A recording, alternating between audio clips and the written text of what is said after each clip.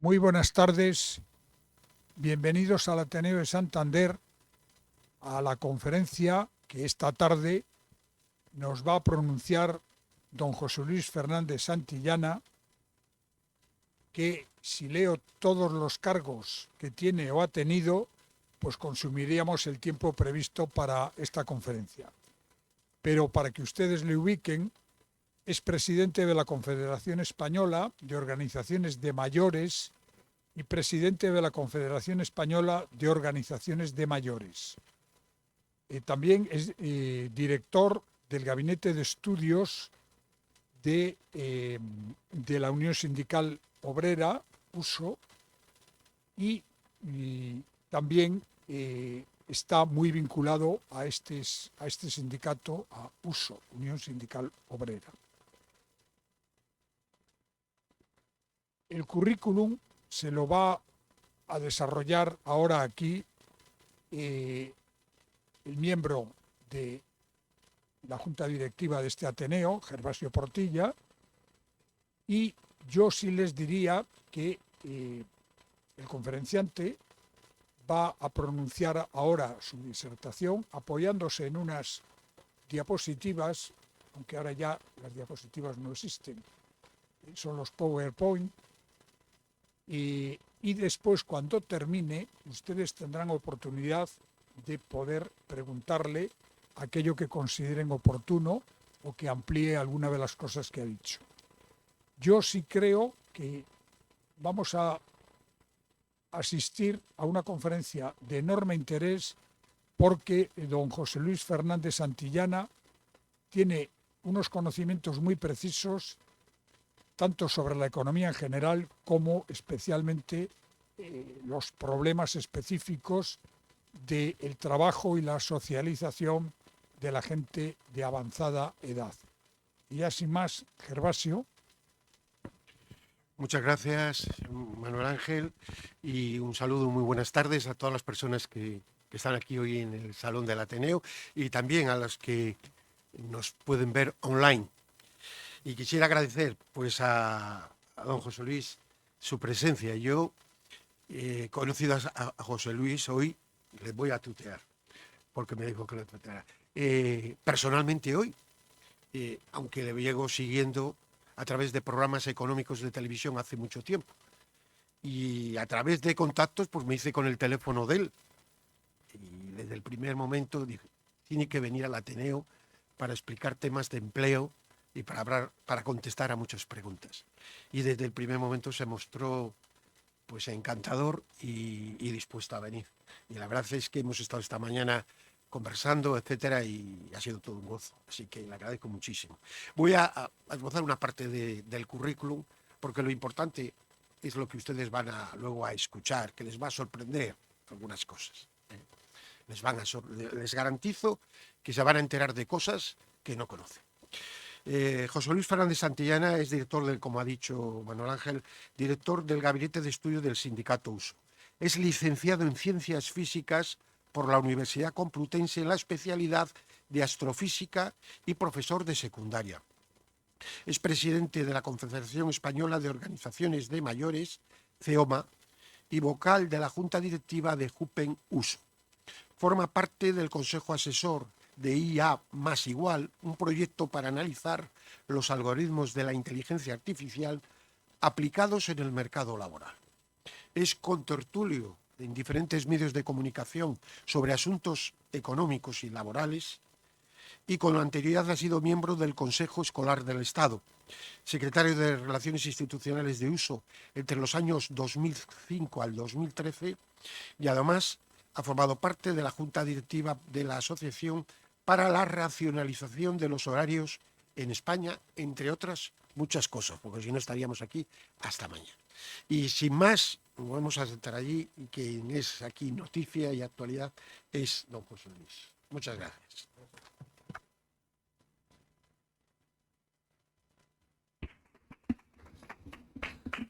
Muchas gracias, Gervasio, porque la verdad, venir a Santander siempre es una gozada. más allá de que esta mañana había su intríngulo si aterrizábamos o no aterrizábamos. Me he enterado del viento sur, ya me ha quedado claro que la cosa se complica un poco cuando sopla. Pero bueno, bien, estupendo, aquí estamos. Yo voy a utilizar esta presentación sobre todo porque lo que voy a poner sobre la mesa, y en este caso sobre las diapositivas, son números. Y voy a intentar desmontar, y empleo este término de desmontar, el triunfalismo oficial sobre los datos de empleo en este país y de los datos de paro, que son bastante distintos de los que el dictado oficial nos quieren vender. Eso no quiere decir que España vaya fatal, no, bueno, pero no vamos tan bien como nos están contando. Seguramente hay una palabra que a mí estoy utilizando mucho, es que este año 2024 y buena parte del 23, todo lo relacionado con el empleo, lo que ha hecho ha sido resistir, pero no mejorar. Y me parece que hay un tema que saldrá recurrentemente, es que en estos años no hemos creado empleo, luego solo lo mostraré, pero no se ha creado empleo. Lo que ha hecho ha sido repartirse, el poquito empleo que hay se ha repartido entre más gente. Por tanto, tenemos menos empleo con más gente teóricamente ocupada. Digo teóricamente ocupada porque el tener una ocupación no siempre, y esto es una de las cosas yo creo ahora mismo más duras, es que el tener una ocupación o tener un contrato indefinido no implica que puedas llegar a fin de mes, ni implica que tengas un salario digno, ni unas condiciones de trabajo adecuadas. Y esto es lo que está pasando en este país. Los términos de precariedad han cambiado. Han cambiado porque ya gente con contratos indefinidos está en situaciones de precariedad porque trabaja pocas horas, porque tiene bajos salarios, y esta es la realidad que hay. Pero miren, yo les voy a contar primero esta primera imagen que están viendo ahí. Los datos que yo manejo son datos todos oficiales. Yo no me he inventado ninguno, eso que vaya por delante, y son datos del Servicio Público de Empleo, fuente SEPE. Entonces, ¿qué sucede? Cuando una persona se incorpora al Servicio Público de Empleo, lo hace por dos motivos básicamente. Uno, porque se ha quedado en paro y por tanto se apunta para buscar otro, y en caso de que tener el tiempo cotizado necesario, cobrar la prestación por desempleo. La otra forma es gente que quiere acceder a un trabajo aunque no haya trabajado previamente.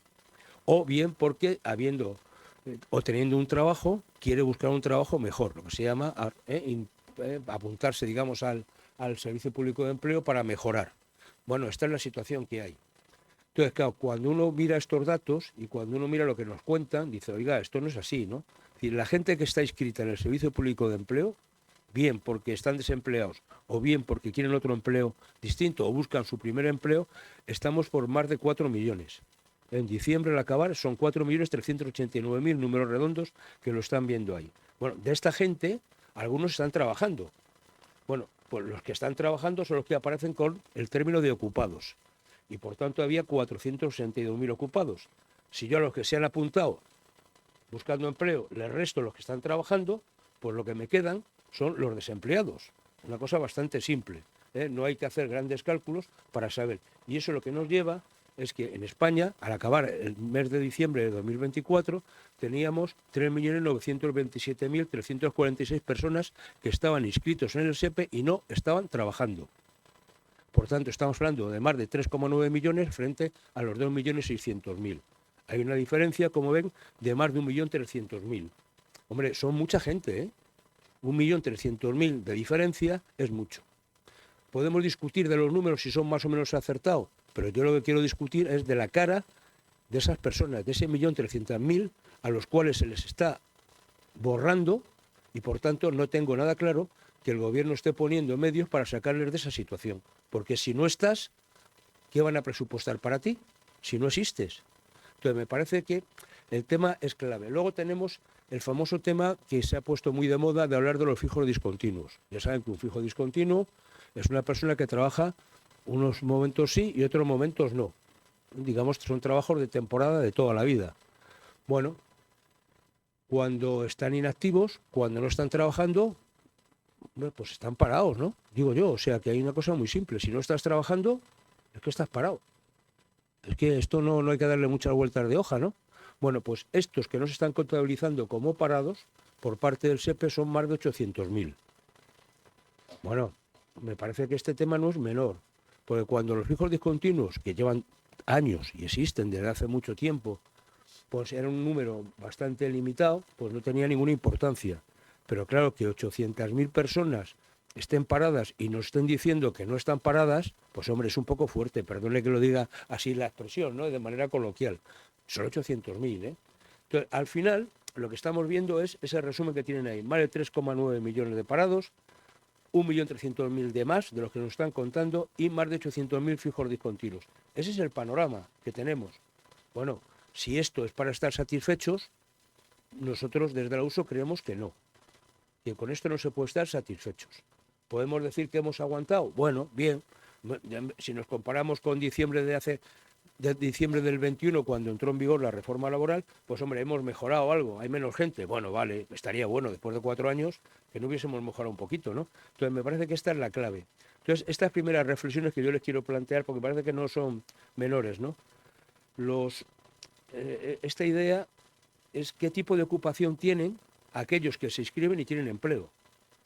Si con la que está cayendo, si con 3,9 millones de parados y tenemos casi más de 4 millones, en torno a 4,5 millones de gente que está inscrita, hay 1,5 millones de personas que teniendo un trabajo se han apuntado para buscar trabajo. ¿Qué tipo de trabajo tienen? Esta es la clave, ¿no? Porque si tuviesen un buen trabajo, ¿para qué se van a apuntar? Entonces, me parece que estos temas de los que no se habla son de los que tenemos que hablar. Y desde la USO lo que estamos diciendo es, oiga, hablemos de esto, ¿no? No solamente de la gente que está parada, sino aquellos que teniendo trabajo, ¿qué tipo de trabajo tiene que les lleva a apuntarse al paro? Para entendernos coloquialmente hablando, ¿no? Entonces, me parece que esto es menor. Y lo que no entendemos es por qué el gobierno no nos da de manera directa, y sale de él, el darnos la cifra de los fijos discontinuos que están inactivos. Porque ese número que yo les he dado me lo he tenido que sacar restando aquellos que tienen una relación laboral de aquellos que están en ERTES, porque son las dos situaciones, fijos discontinuos y trabajadores en ERTES. Bueno, pues a partir de ahí salen los números. Entonces no tiene ningún sentido que sigan ocultando ese dato. Díganlo, pero si ustedes lo saben. Miren, un ejemplo que yo creo que es muy, muy clarificador de todo esto. Baleares, una isla maravillosa que vive del turismo fundamentalmente. Y por tanto siempre el paraíso del fijo discontinuo, históricamente, hablando. Y perfecto, y además porque está justificada esa actividad.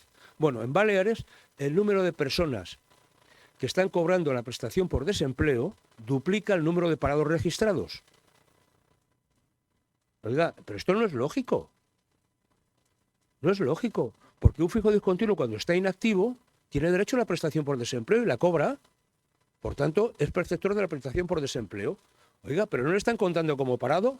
A ver si nos aclaramos un poco. Lo digo, estoy hablando en términos un poco coloquial. Oiga, ¿cómo se puede cobrar la prestación por desempleo si no estás desempleado? Según el SEPE. Pero según el SEPE hay que pagar. Bueno, y el último dato respecto a esto que me parece que es muy significativo. A mí me gusta mucho ver los numeritos. Entonces, cuando uno mira las estadísticas del Servicio Público de Empleo referente a las causas de por qué se cobra la prestación, cuando habla de los fijos discontinuos, dice el SEPE, textual, fin de una relación de carácter temporal. Eso lo dice el SEPE, no lo digo yo. Por tanto, nos están vendiendo una moto, coloquialmente hablando, nos están vendiendo algo que no tiene gasolina. El fijo discontinuo se llama fijo discontinuo, pero en la práctica lo que está haciendo son trabajos de temporada. Y esta es la realidad, nos pueden contar lo que nos quieran contar, pero esta es la cruda y pura realidad. Entonces, a mí me parece, y lo que nosotros estamos pidiendo al gobierno es, oiga, vamos a ver si somos serios y hacemos una cosa tan simple como es, defíname qué es un parado. O sea, si yo le pregunto a cualquiera de ustedes qué es un parado, me dirán, una persona que no trabaja. Ya está. Si nos ponemos todos de acuerdo en eso, vamos a contar. Toda gente que no esté trabajando está parada. Y usted luego, si quiere, me hace clasificaciones. Parados en formación, parados fijos discontinuos, parados lo que quiera, pero yo sé cuál es el bloque de parados, sobre todo para poner recursos para que salgan de paro todos, y no solamente una parte, que me parece que esa es lo importante. Por tanto, lo que estamos pidiendo es que se modifique esa orden ministerial de marzo del 85, que se modificó en el 2005, que es el que está regulando todo esto. Esto tiene que ver mucho, Pepe que está aquí conmigo, ¿te acuerdas, Pepe, cuando nos pegábamos con el ministro Caldera, le llamamos el ministro del TIPES, porque fue el que inventó este tipo de situaciones donde, modificando de alguna manera las denominaciones, lo que se hacía era borrar de las estadísticas la realidad del paro de nuestro país. Fíjense ustedes en el tema de la contratación. La gran, digamos, cuestión de fondo de la reforma laboral fue la desaparición del contrato temporal por obra o servicio y por tanto todo el mundo pasa a ser contratos indefinidos. Bienvenido sea. O sea, eso es una cosa estupenda. Y eso va a hacer de alguna manera, en la medida que hay menos contratación temporal, lógicamente hay que hacer menos contratos, porque teóricamente los indefinidos se mantienen en el tiempo. Pero fíjense ustedes lo que es curioso, ¿no? Es decir, los contratos que más se hacen dentro de los temporales, y en general casi práctica, salvo los que son indefinidos, que prácticamente es un 40% en la fecha actual, es que es un 21%. Los contratos de menos de 7 días. Dice, oiga, pero entonces, ¿esto lo estamos arreglando? Es que esto es lo tremendo, ¿no? Si miran en la parte de abajo y ven, cogiendo los contratos temporales, los de menos de 7 días, entre 7 y 15, 15 días y un mes, y hasta 3 meses, lo que están diciendo es que el 36,7% de los contratos temporales que se han hecho en el 2024, estos son datos acumulados del año 2024, el 37% son de menos de una semana. Esto es muy fuerte. Pero oiga, insisto que estos datos no me los invento yo, o sea, que son datos extraídos del Servicio Público de Empleo, que hacen simplemente cuentas. Es tremendo. Si yo, entonces, lo que miro a ver es, oiga, ¿cuánta gente trabaja como entre una semana y un mes? Pues es que nos vamos a más del 50%. Y eso es una barbaridad, casi el 60%, ¿no? Entonces, ¿lo que tenemos? No solamente que tengamos contratos temporales, es que los contratos temporales duran muy poco tiempo. Muy poco tiempo, son de muy corta duración. Y eso lo veis o lo ven reflejado cuando hablamos de la duración media. Hemos pasado de tener 53,36 días en diciembre del 21 y ahora los contratos duran de media 45, mes y medio. Oiga, con mes y medio es una media anual, ¿eh? ¿Mes y medio al año se puede vivir? Pues hombre, esta es la realidad de nuestro empleo, ¿no? Es decir, esta es la situación que hay. ¿Por qué estas cosas no se dicen, no? ¿Por qué no se cuentan?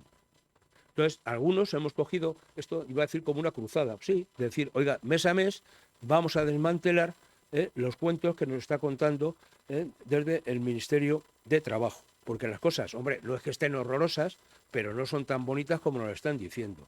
Y por tanto, cuando tú no cuentas la verdad de las cosas, pues en el fondo no estás diciendo mentiras, pero bueno, tampoco estás diciendo la verdad, ¿no? Y como dice el refrán, no hay peor mentira que una verdad a medias. Y es lo que nos están contando en muchos de los casos. Ahí tiene la duración de los contratos, cómo ha ido bajando desde el 2021 hasta la fecha.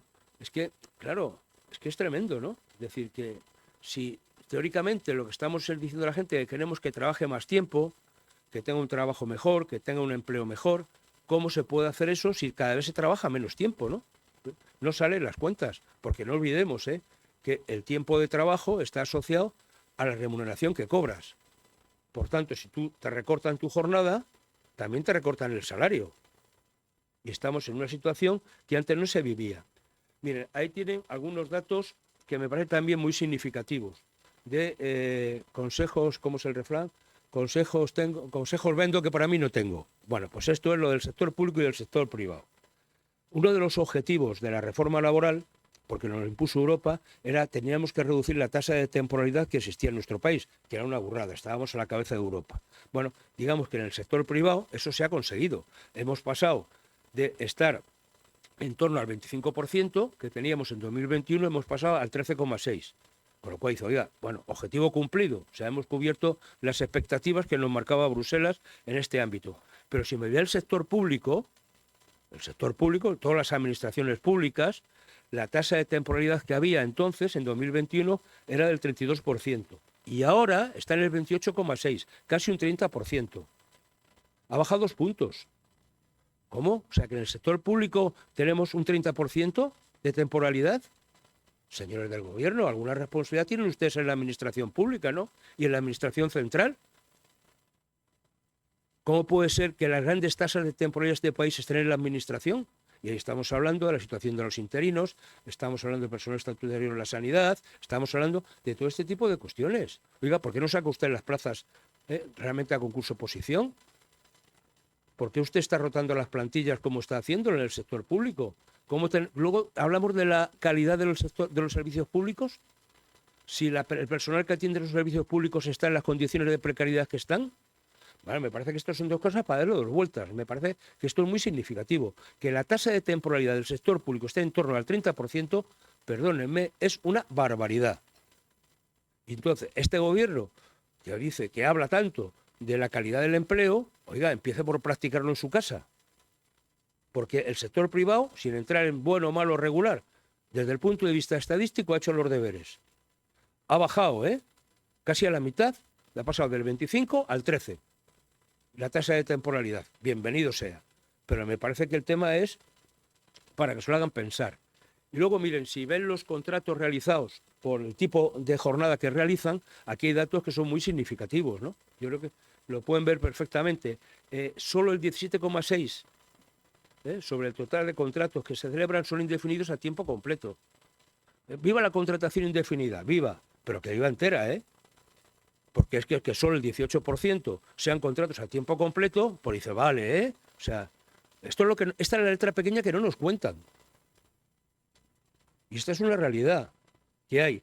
Si miran otro dato que me parece muy significativo, que los contratos a tiempo parcial son un 10% y son los que crecen, y los fijos discontinuos el 14,3%. Es decir, que hay un 25% de contratación que es a tiempo parcial, que está ahí.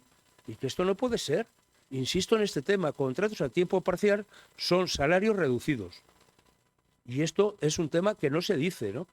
Y luego, fíjese, es decir, los contratos de fijos discontinuos son el 34% de los contratos indefinidos que se realizan. Es decir, que lo que está creciendo de la contratación indefinida es consecuencia de esta cosa tan bonita semántica que son los fijos discontinuos, que tienen una denominación de fijo, pero ya lo de que estén fijamente trabajando, me parece que no se da ese tipo de situación.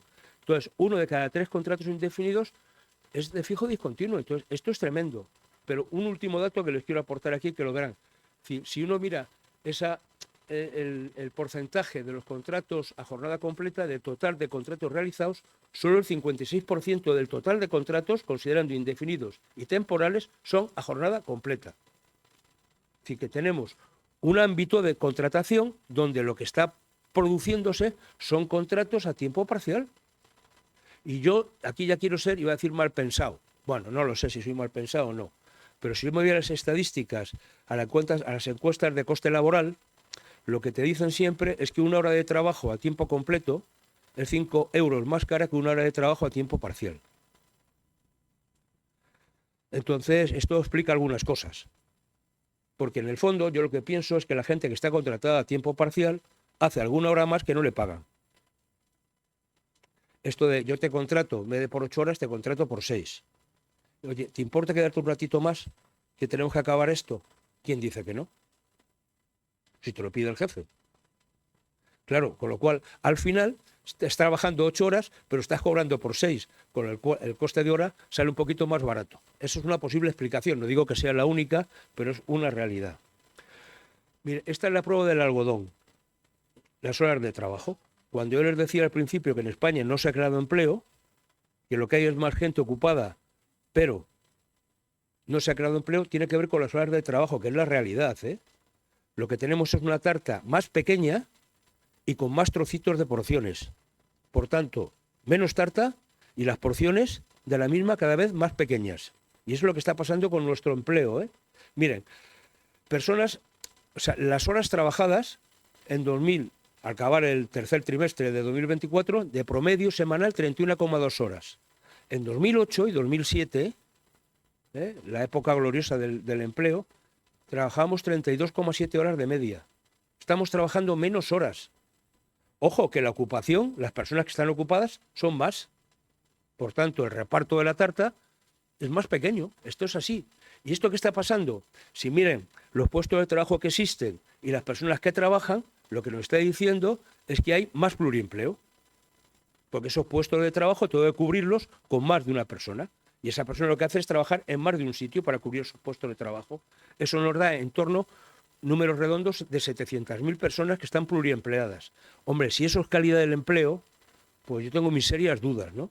Si volvemos a los años de cuando yo era pequeño y mi padre trabajaba como un cosaco y se levantaba a las 6 de la mañana y llegaba a las 10 de la noche y si podía trabajar en otro sitio lo hacía para sacarnos adelante, yo no quiero eso.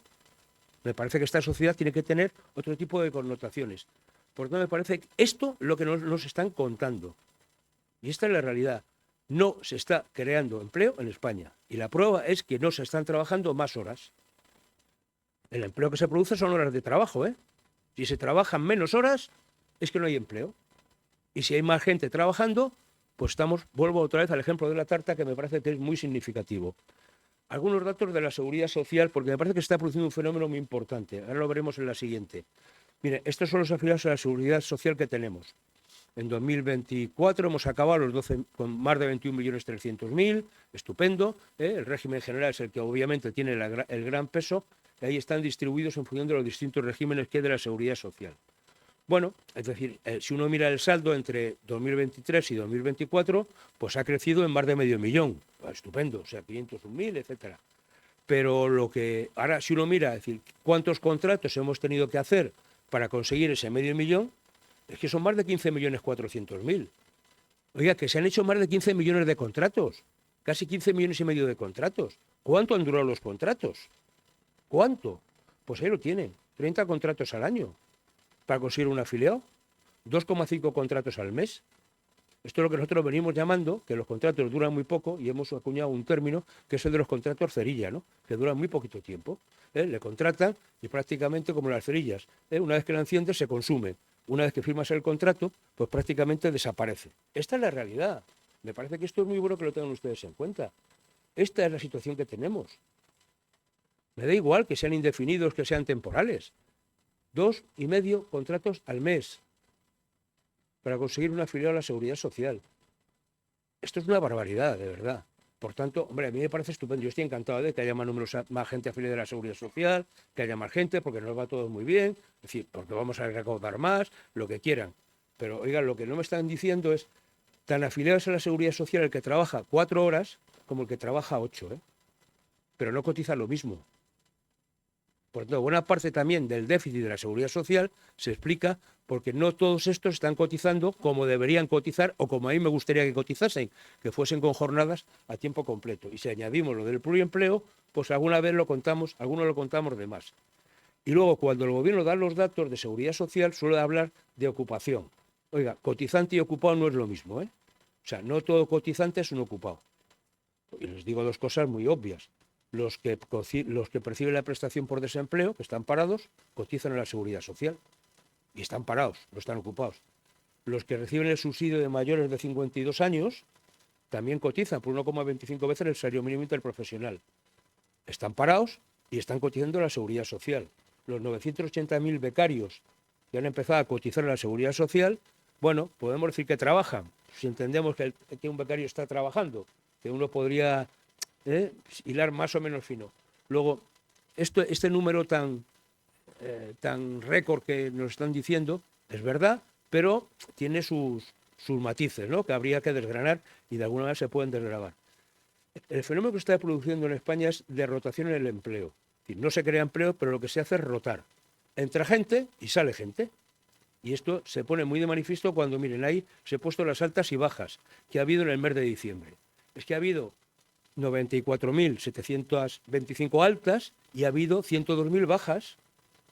Eso quiere decir que han entrado 100.000 y han salido 100.000. ¿Y eso qué me da? Un saldo neto, en este caso, negativo. Esto es lo que está pasando en el empleo. Mire, otro dato que se comenta muy poco, aunque no lo he puesto aquí, si alguno tiene interés en verlos, es cuando nos dicen también las estadísticas del SEPE el número de personas que piden la prestación contributiva cada mes o los que se dan de alta en la prestación contributiva, porque no todo el que lo pide se le da. Bueno, eso está en torno cada mes a 600.000. Eso quiere decir, es gente que está trabajando, que deja de trabajar y se apunta para cobrar la prestación. Si esa bajada, eso no se refleja en una bajada del paro, es porque hay otros que salen del desempleo. Es decir, están entrando 500.000 y saliendo 500.000. Y lo que está es rotando. Este es el mercado laboral que tenemos.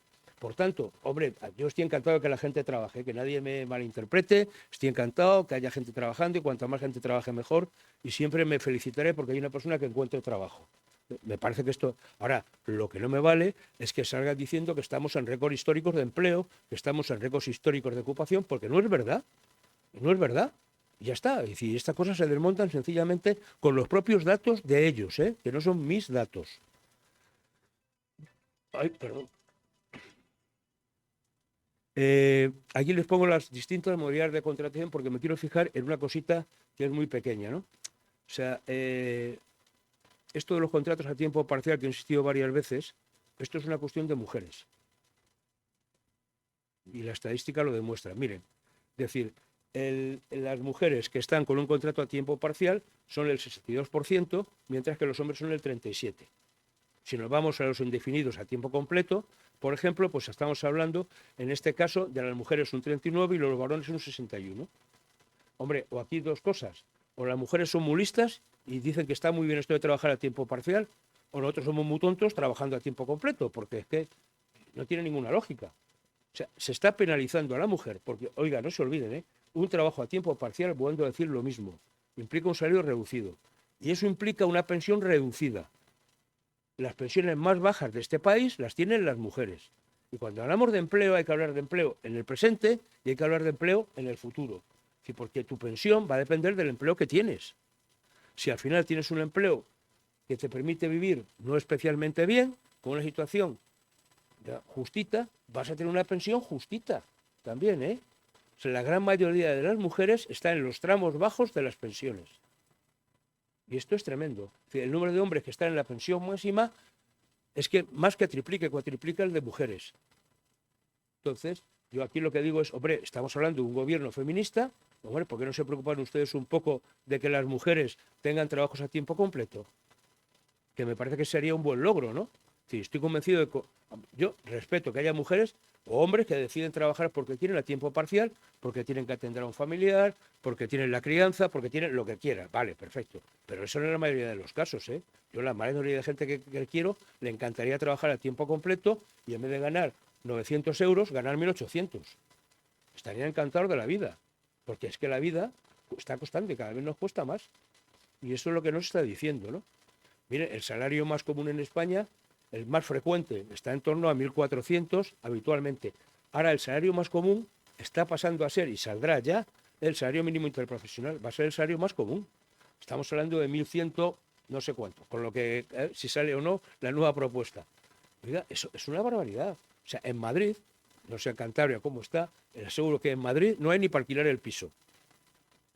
O sea, y supongo que aquí tampoco. O sea, pero esta es la realidad. Entonces, ¿de qué estamos hablando? O sea, yo quiero ser europeo, pero quiero salarios europeos, quiero condiciones de trabajo europeas, quiero lo que pasa en Alemania, tasa de paro que no llega al 5%, hablemos de... Claro, ¿de qué estamos hablando, no? Luego nos ponemos todos muy estupendos, pero esta es la pura y dura realidad, ¿no?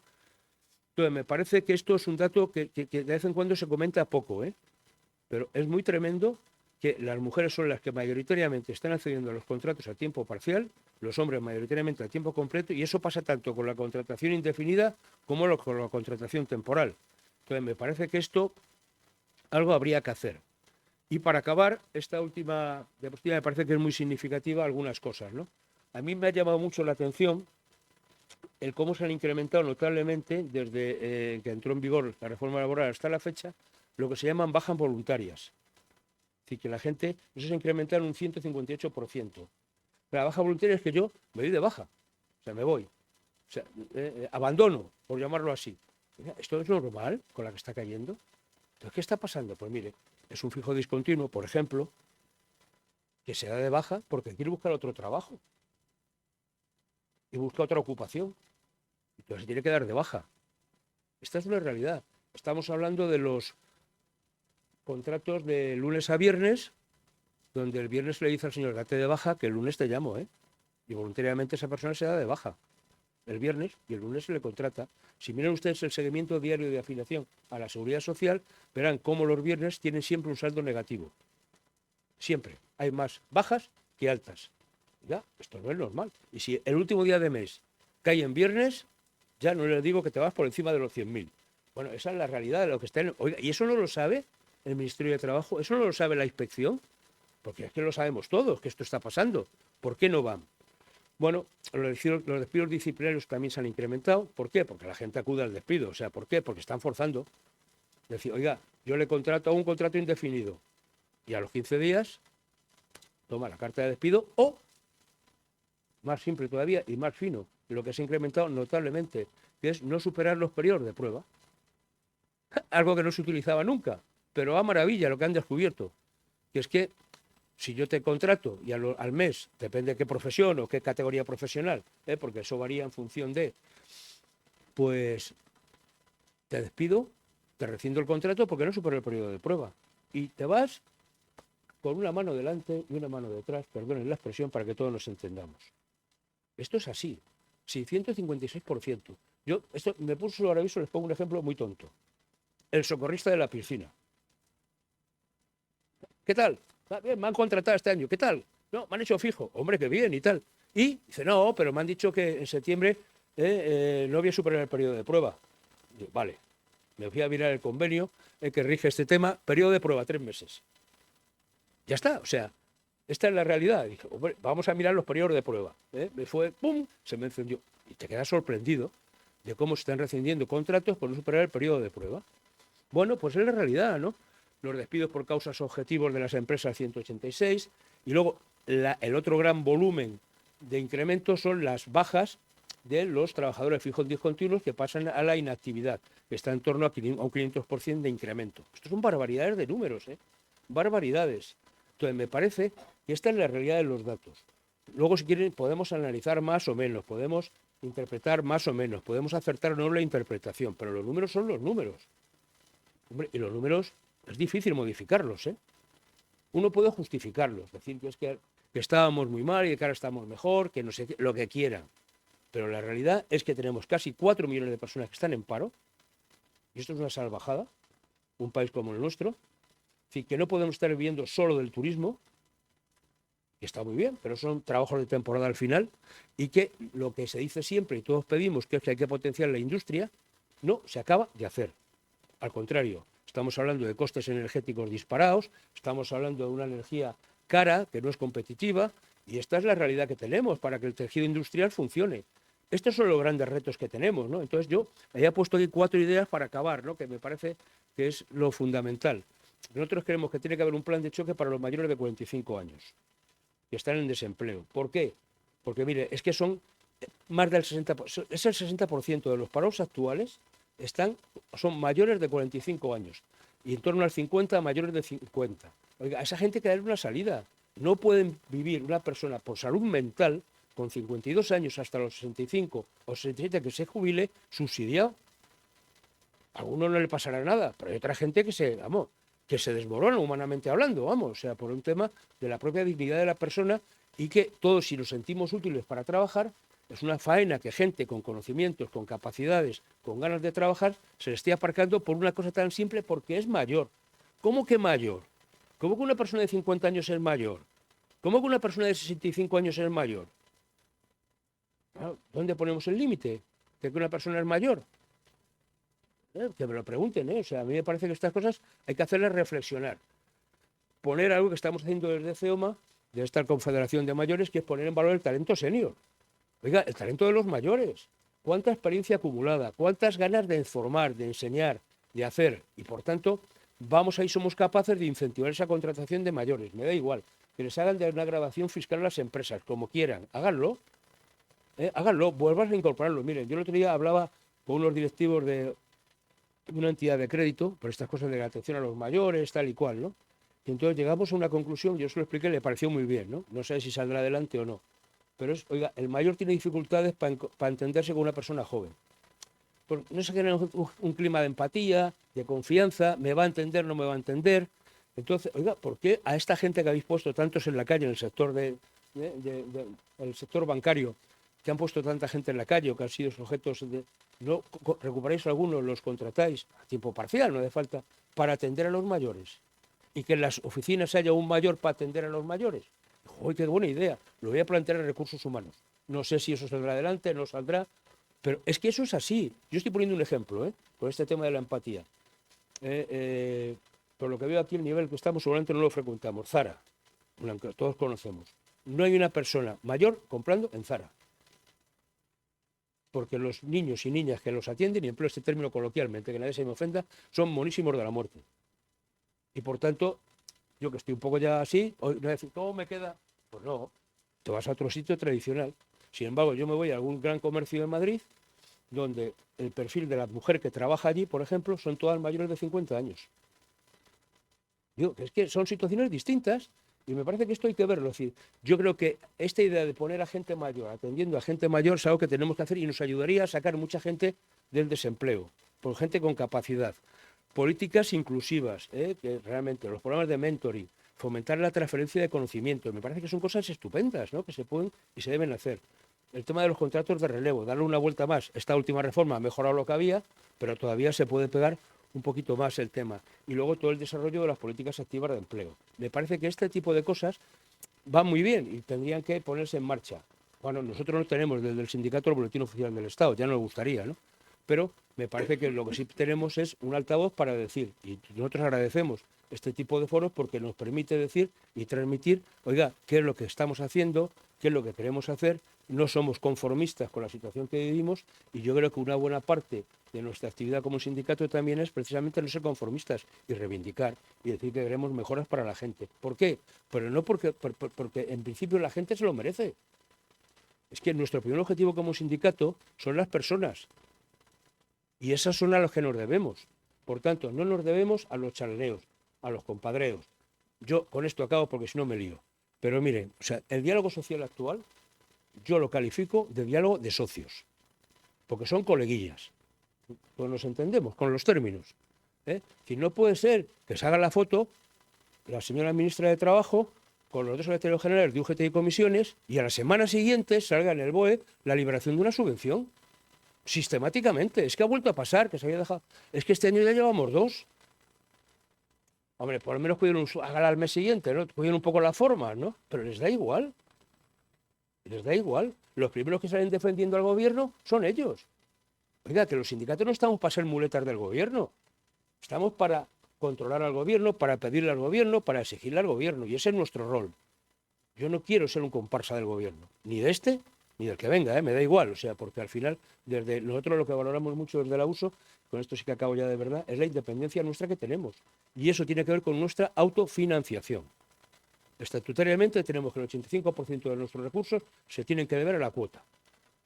Por tanto, no queremos vivir del cuento, queremos vivir de nuestras cuentas. Y muchas gracias por escucharme.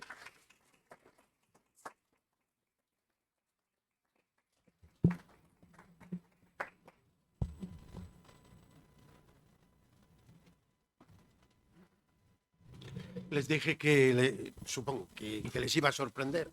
Seguro que se han enterado de datos que no conocían, y que es lo que me pasó a mí, realmente.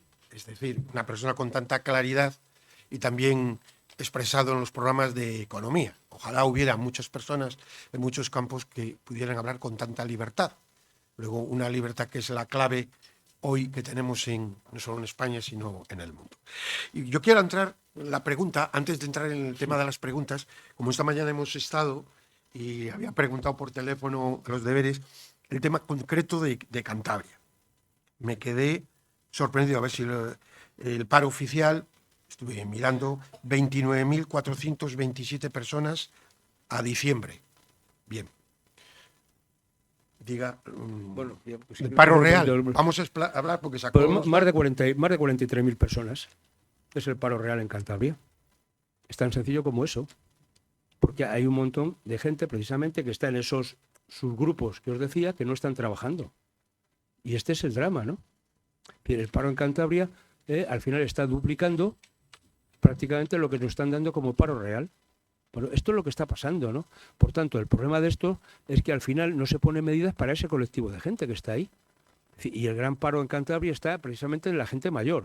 Es decir, a partir de edades ya, digamos, de los 45, 35, es en ese segmento donde está el paro juvenil. Es decir, me parece que esto es un tema que queda muy, muy alarmante siempre lo de los datos de la tasa de paro. Entonces, bueno, yo no utilizo las tasas de paro para hacer estos números. Lo que utilizo es el porcentaje respecto al número de parados que hay.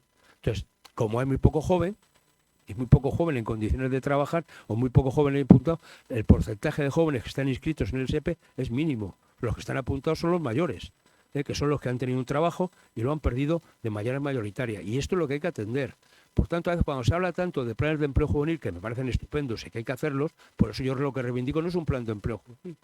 Bueno, si entendemos por jóvenes a los mayores de 45 y de 50, que están estupendamente y están como una rosa y en condiciones de trabajar. A lo mejor tenemos que cambiar el concepto de joven. Seguramente hay que decirle, ¿no? Me parece que por ahí, por esa línea tenemos que ver. Pero me parece que hay que hacer un análisis, yo creo, riguroso, ¿no? Siempre de los datos, y luego podemos discrepar o no en la interpretación. Pero el dato es el dato, ¿no? Es decir, que es que esta es la situación que tenemos. Bueno, pues vamos con las preguntas, que seguro que va a haber bastantes. Dos personas, venga, ahí y luego aquí.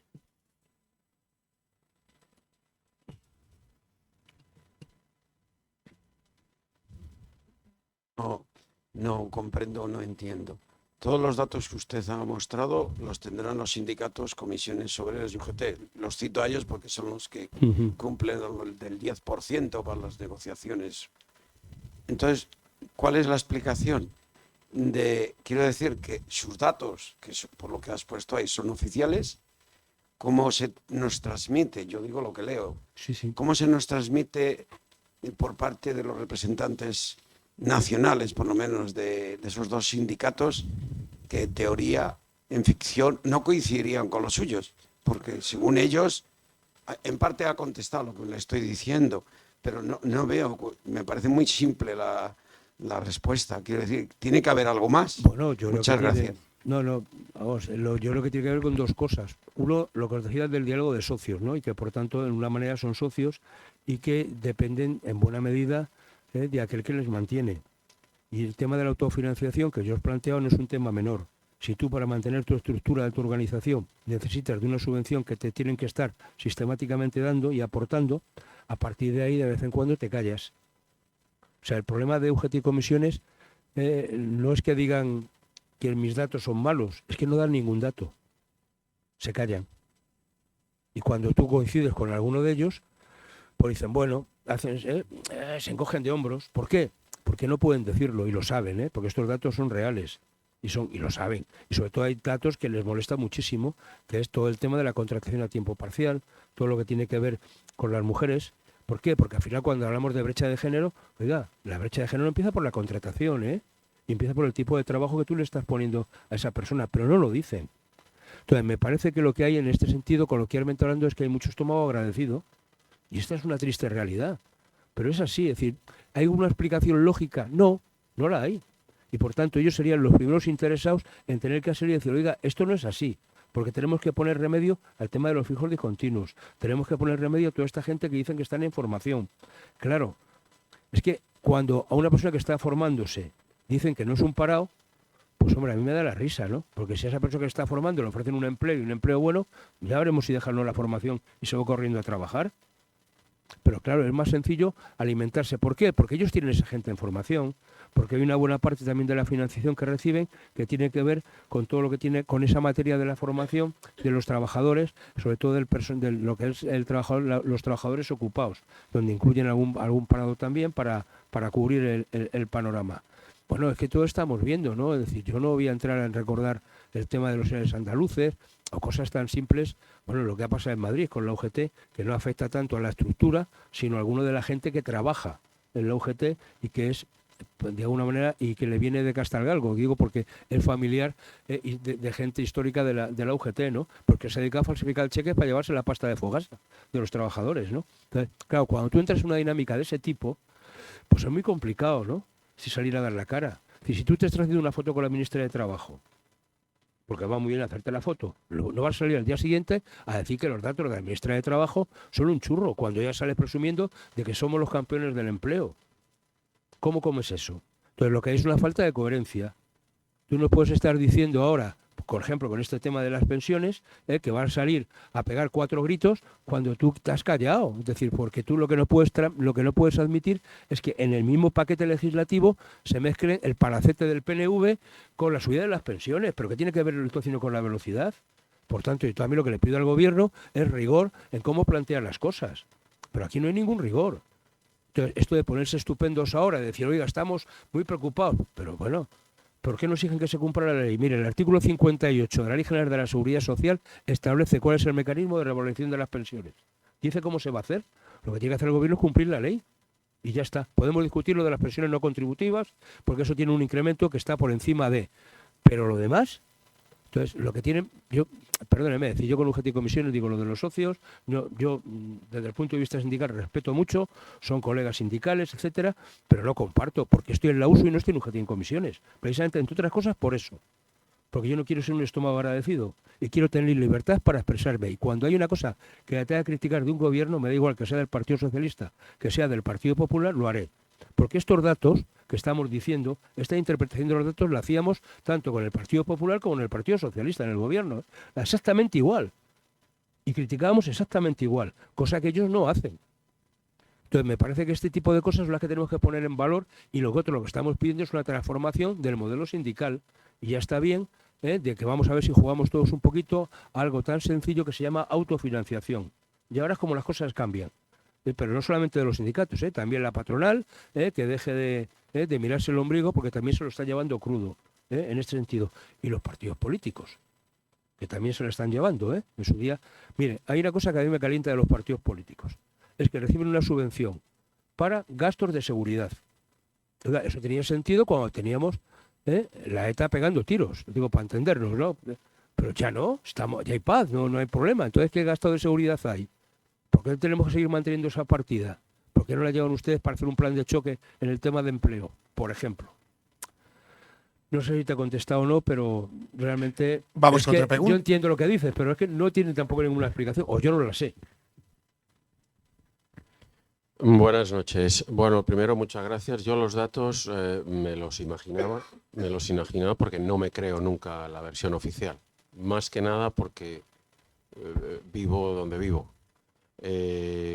Lo primero, menos mal que todavía hay algún sindicato independiente, porque de verdad ahora mismo la palabra sindicato, bueno, sinónimo a quién sabe qué, ¿vale? Menos mal, y por eso gracias por existir, básicamente. Y luego yo quería dar un dato que a mí bueno, podríamos estar hablando aquí hasta las 3 de la mañana, pero como ese no es el caso, para mí el mercado laboral es muy malo, hace muchos años que es muy malo, y creo, yo he vivido fuera de España años y tal, y creo que el problema es nuestra mentalidad y nuestra manera de ser, nuestra seriedad en general. Pero bueno, yo voy a dar un dato. Yo soy economista y hay 35.000 personas jóvenes, la mayoría, que se marchan de este país cada mes. Cada mes. Casi un 80% cualificados. Licenciados universitarios, OFP o tal, y mezclados con alguno de 40 ahí, pero vamos. De hecho, yo tengo un hijo de 19 años que lo va a hacer, ¿vale? Esto, si yo lo he valorado, si se valora, alucinas de los números que te dan. Y estamos cambiando a nuestros hijos cualificados por gente que viene no cualificada. Ahí lo dejo. Sí, si te comento esto ya hasta las 5 de la mañana. Pero bueno, pero es que me parece que has hecho una descripción que es muy realista, o sea, y por tanto me parece que lo que no podemos hacer es ignorar. Yo te agradezco lo que has dicho respecto al sindicato, porque por eso estamos aquí, y en eso nos peleamos y yo creo que lo intentamos hacer. Seguramente a veces nos equivocaremos, pero bueno, intentamos hacer lo posible y sobre todo pelearnos con toda la estructura que está montada, que es muy difícil de cambiar, ¿no? Porque hay mucho interés en ese sentido. Pero mira, a mí me preocupa mucho lo de, cuando hablaba del talento senior, también tiene que ver en otra medida, pero en paralelo, ¿no?, a la situación de mucho talento joven que se marcha afuera. ¿Pero por qué? Mira, el otro día, en alguna de estas tertulias en las que yo voy, que hablábamos un foro de empleo, leíamos, ¿no?, ofertas de algunos países de Centro Europa o del Norte de Europa, donde el salario que se ofrecía era algo más de 3.000 o 4.000 euros. Y alojamiento. Bueno, pues es que da igual, o sea, es que te vas. Entonces, ¿cuál es el problema? Que si tú te vas, un chico joven, una chica joven, va allí y si empieza su vida, digamos, allí y allí se casa o tiene una pareja y tiene un niño, pues hombre, ya el tema que vuelva será de vacaciones, pero sí, pero de otra manera no. Y esta es la realidad de lo que está pasando, ¿eh? Es decir, las ofertas, España tiene, los titulados superiores son muy buenos, o sea, hay un nivel de cualificación de nuestra gente muy alto y que son apreciados en los países, igual que los técnicos de formación profesional. Entonces, me parece que es un desperdicio el que estamos haciendo aquí.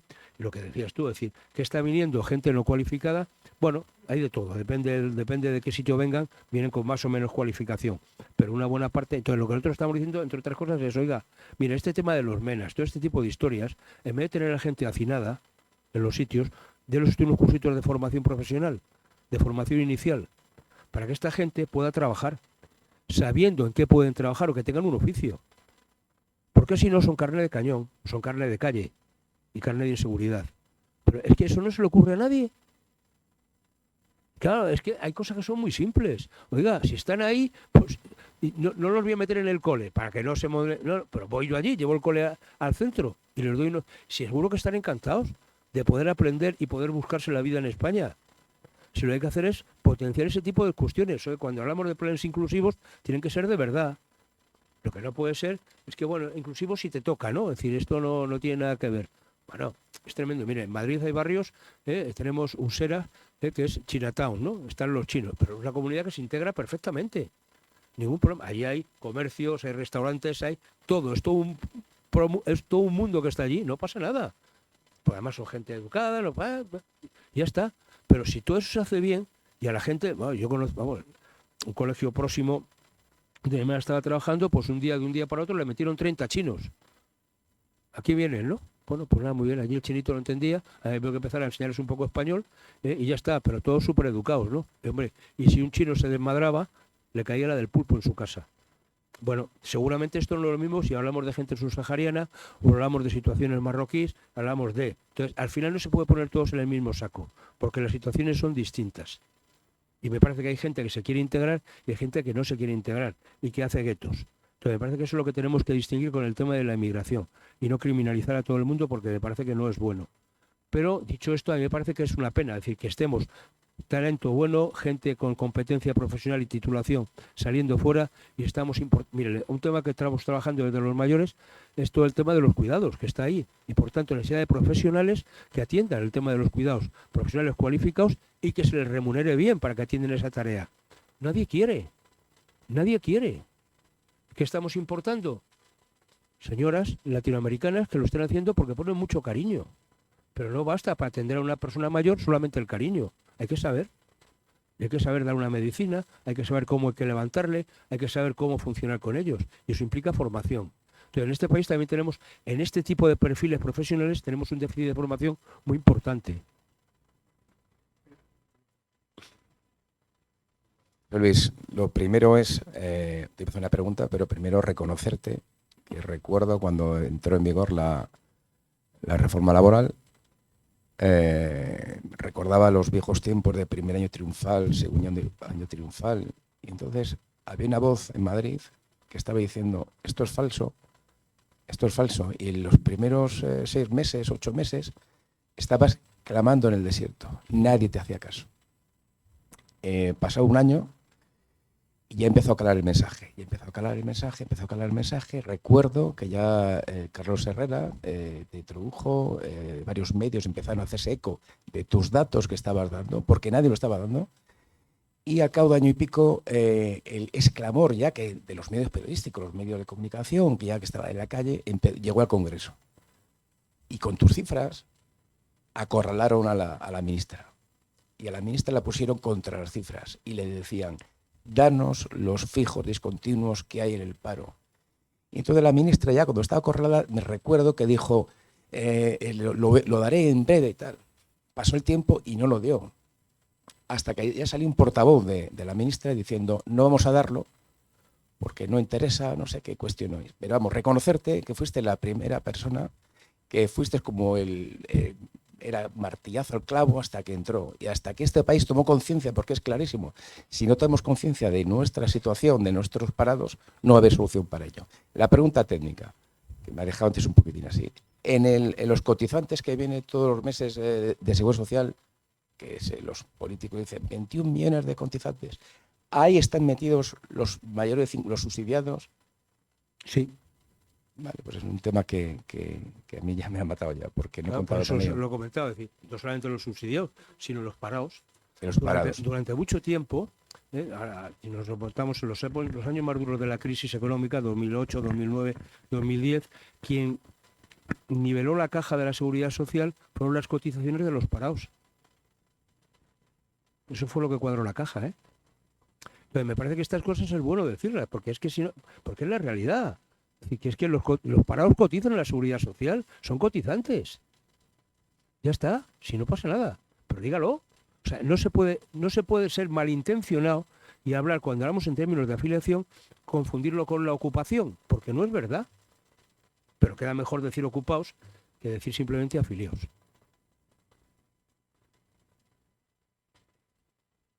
Bien, bueno, pues yo poco que decir sobre José Luis porque hemos trabajado codo a codo durante mucho tiempo. Me recuerdo cuando empezábamos en Veo Televisión, en aquellos debates, y en la cadena COPE, tanto en Cantabria como en Madrid.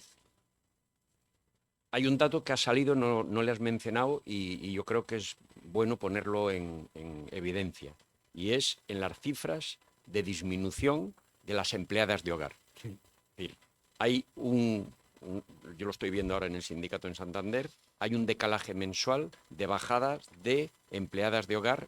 A medida que suben las cotizaciones, automáticamente bajan los empleados de hogar. Ese es un dato que yo creo que hay que tener en cuenta. Bueno, el Y dato yo siempre... estaba, pero no lo Sí, no lo he estaba, comentado. le he visto y no se ha comentado, pero creo que es importante porque es un efecto causa directa. Es subida de cotización, bajada de empleados de hogar. Yo me quedo con un tema, es decir, Gervasio lo ha apuntado. La clave está en la libertad, de dar los datos, de discutir los datos y lo que se planteaba por allí, de ser libres para decir no y no vamos a tragar por esto.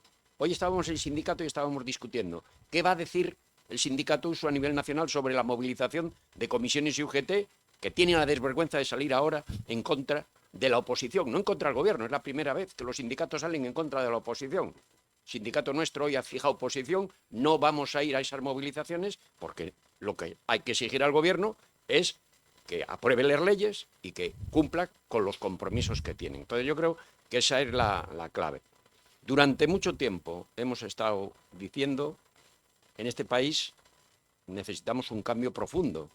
En el mundo sindical, en el mundo económico, se ha apuntado un tema que es desgarrador, que estemos exportando mano de obra cualificada con la inversión que cuesta en formar a nuestros jóvenes para que tengan que salir al exterior a poder trabajar, y a la inversa estamos importando mano de obra, unos cualificados y otros no cualificados, pero hombre, lo que primero tendríamos que ver es poder dar ocupación a nuestros jóvenes en España, ¿no? Entonces, yo creo que estas son las grandes cuestiones que hay que abordar. Pero para abordar estas cuestiones hay que tener libertad de planteamiento, de discusión y yo creo que esa es la batalla que tenemos que librar. Pero es la batalla en esto, es la batalla en los medios de comunicación. Es decir, todo ese plan. ¿Y por qué otros callan? Pues muy sencillo, si lo estamos viendo estos días. Porque desde el gobierno, y es un ti de cualquiera de los colores de gobierno, siempre quieren comprar el silencio y las voces críticas. Lo estamos viendo ahora con la prensa. Oiga, que van a dar dinero a los medios afines y al que critica al poder establecido, ni un duro. Bueno, pues en los sindicatos pasa igual. Esta es lo que hay que romper. Yo creo que esta es la gran cuestión que hay que romper para el empleo. ¿Querías alguna pregunta, Manuel Ángel? No. Bueno, precisamente yo voy a hacer una pregunta a propósito. Bueno, ¿más preguntas? Ah, sí, hay dos señores. Este es señor y luego... Sí, bueno, José Luis, muchas gracias por la exposición. Y sí me gustaría que ampliaras un poquitín, porque claro, el gobierno siempre escuchamos cada mes con los datos del paro cómo se autoaplaude con la subida del empleo, la bajada del paro. Bueno, ya has apuntado cómo se maquillan los datos. Pero sí es verdad que me gustaría que ampliaras un poquitín, porque claro, en un estado de carestía de la cesta de la compra, donde han subido todos los productos, a todos, lógicamente, con el mismo dinero compramos menos productos que antiguamente, lógicamente eso incrementa la recaudación del Estado. Por otro lado, con la subida del número de empleados, no vemos, o la sociedad no puede comprender cómo con una mayor recaudación no tenemos una mejora de los servicios públicos, y sobre todo no vamos a mencionar lo que ha pasado en la Dana, pero en general con la sanidad, la educación, los diferentes servicios públicos, no vemos una mejora de los servicios públicos a la ciudadanía. más recaudación, los servicios públicos igual, pero no se bajan los impuestos. No, el ciudadano no ve. Entonces, con estos datos que has aportado, sí que se puede llegar a entender cómo, teniendo pues esos datos maquillados, la ciudadanía no percibe económicamente en una mejor calidad de vida la situación que nos venden desde el gobierno.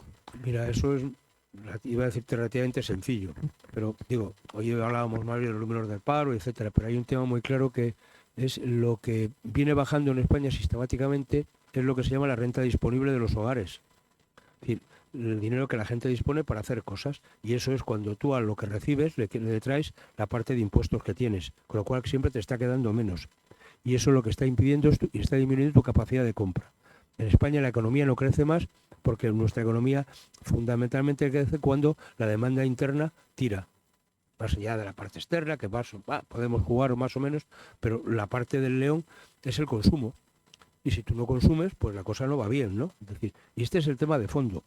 Por tanto, ¿cómo mejorar la renta disponible? Primero, subiendo sueldos, que los salarios se adecúen, pero lo que también tiene que ver es, hombre, algunas cuestiones que ni siquiera que ayudarían a tener más renta disponible sin necesidad de subir impuestos. Por ejemplo, que es deflactar las tarifas del IRPF con el IPC de estos últimos años acumulados.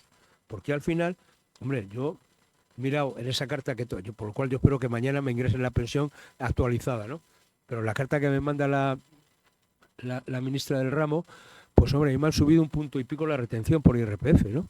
Y yo estoy pagando un 22% de IRPF, un pobre jubilado. O sea, dice, oiga, que se me llevan más de 700... No, yo estoy contando con la pensión, tal, no tengo problemas, ¿eh? Pero digo, oiga, es que es el salario de alguna gente, lo que a mí me quitan todos los meses. Y no tengo ningún problema. Pero a lo mejor también es cuestión de plantearnos todo el tema de la fiscalidad, daría para todo otro debate. La fiscalidad en general, la deflactación o no, decir qué productos tendrían que tener un IVA reducido, cuál tendría que tener el súper reducido y no estar haciendo parches.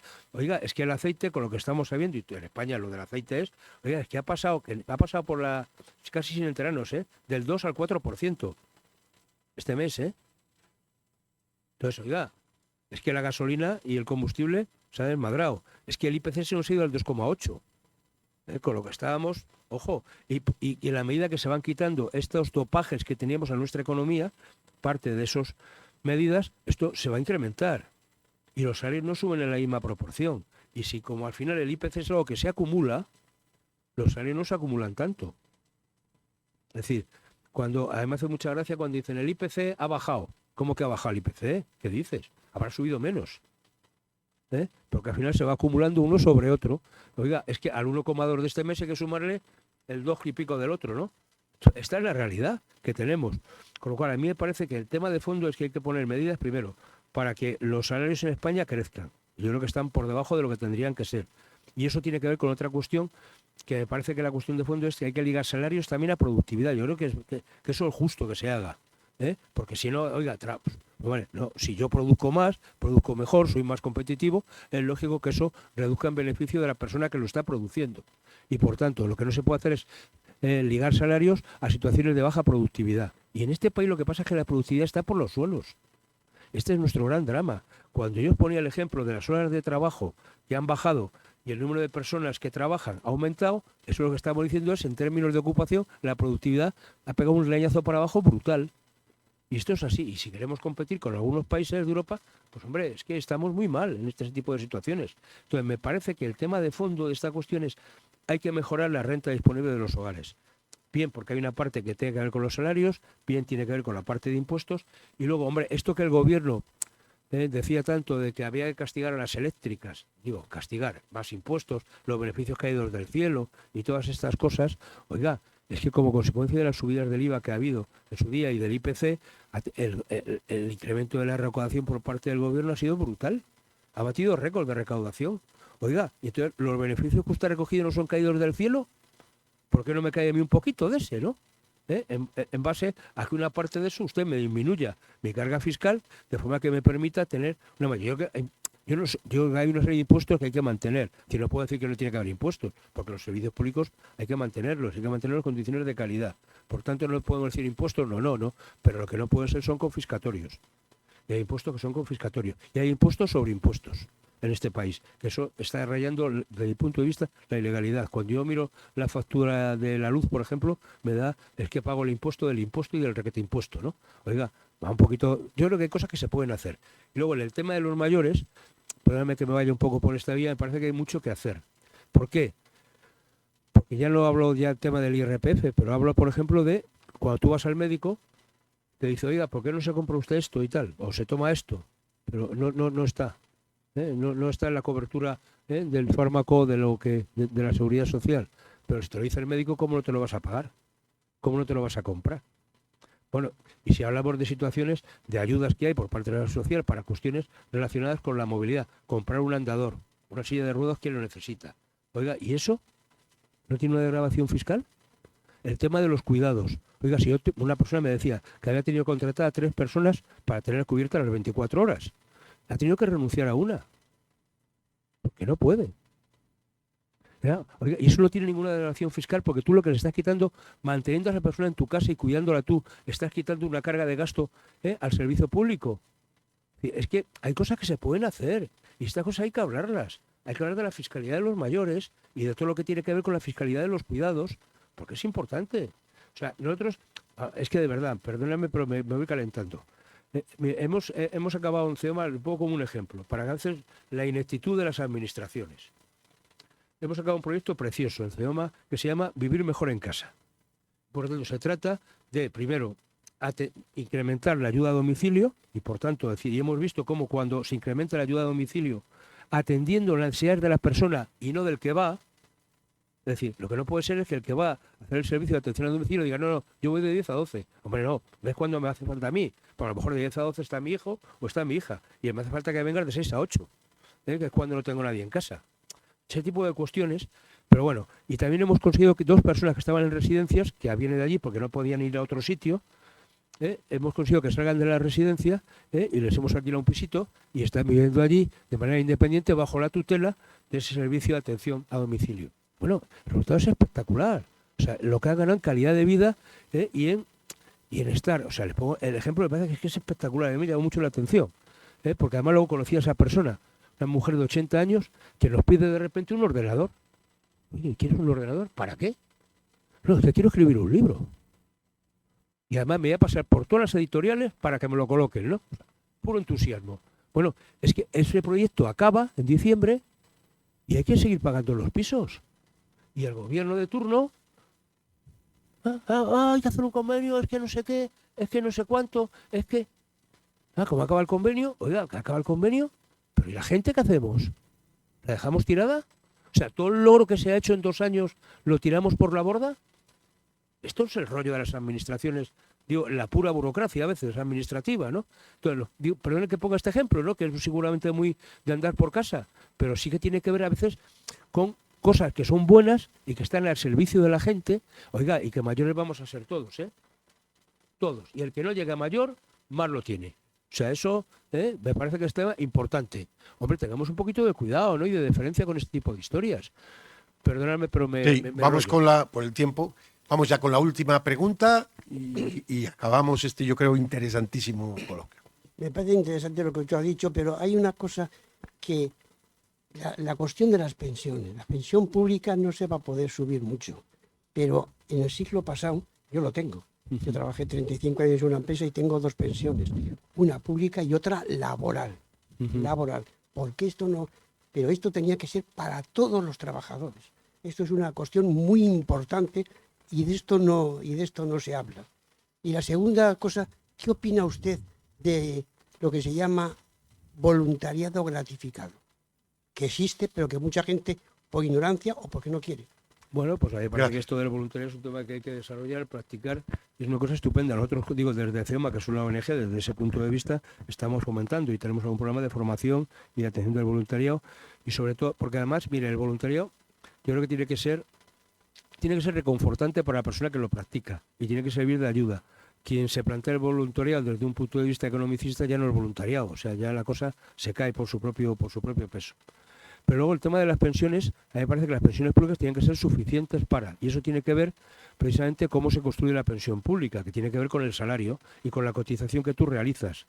Y esta es la clave, ¿no? El problema es que si tenemos cotizaciones muy bajas porque tenemos salarios bajos, al final la pensión se va. Y luego lo que está haciendo es endurecer. Es decir, la política de la OCDE en este sentido y lo que nos viene de Europa es España se nos está diciendo que somos de los países más generosos en lo que se llama la tasa de sustitución. Es decir, cuando pasamos de percibir el salario a percibir la pensión. Y eso está al principio estaba en torno al 80%, ahora está por el 70%. Lo que quieren hacer es bajar esa situación, llevándola hacia el 55% o por ahí. Porque eso sí que funciona muy bien en otros países. En Alemania, por ejemplo, está muy permitido la posibilidad de compatibilizar, que es un poco por la línea que va ahora el nuevo decreto de pensiones, que es, de reforma de las pensiones, de compatibilizar trabajo con pensión y pensión con trabajo. Es decir, los famosos minijobs alemanes básicamente son jubilados alemanes que trabajan a tiempo parcial y complementan su pensión por esta vía. Otra cuestión distinta es lo que en España no acaba de funcionar, que son los planes de pensiones de empleo, que tienen que ver con esa situación. ¿Y por qué no funciona? Primero porque no nos fiamos. Yo creo que somos un poco desconfiados en general, la gente, que ahí tiene que haber un componente, si quieres, emocional.